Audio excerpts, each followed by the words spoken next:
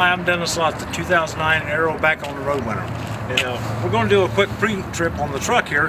And this is pretty much how I do it, but you may have different techniques of doing your pre-trip. But I think I hit most of the areas that you're supposed to hit on a pre-trip. And when I get out of the cab and I start, I've got my lights on, my four-ways on, and I'm going to start right down through here and go down and around and come back up the other side of the trailer. And my first stop when I start doing my pre-trip is right here at the beginning of the trailer.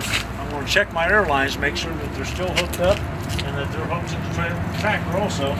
I check to make sure my fuel caps are still on my tanks.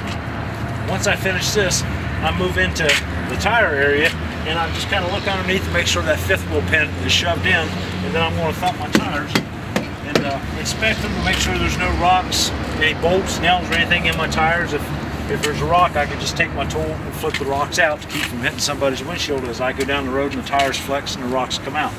My next stop's here at the back. Make sure I got my two mud flaps, my four-ways are going, and I also climb underneath and look up into the fifth wheel to make sure that fifth wheel lock is across. And so when I pull out, the trailer doesn't drop off the tractor. Then I'll check my landing gear, make sure it's secure, because we don't want this handle flying off and hitting the car. And just kind of look at the landing gear legs right there.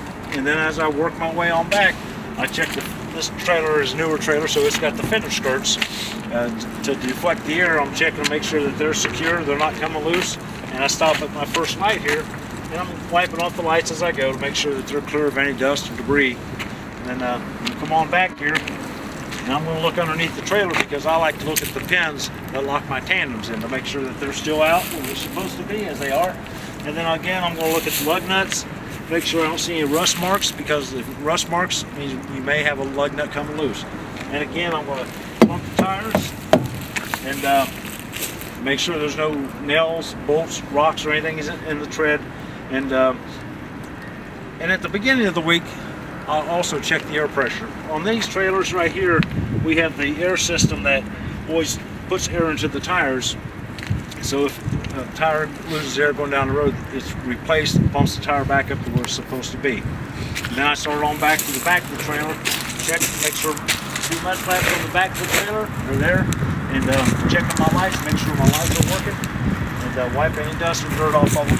And then we go around here to the back of the trailer where I'm checking license plate, make sure my license plate light's working, check my tail lights, my clearance lights, make sure my trailer is still locked and secure if I have a load on. And that's what we pretty much do on both sides and work my way back up the other side.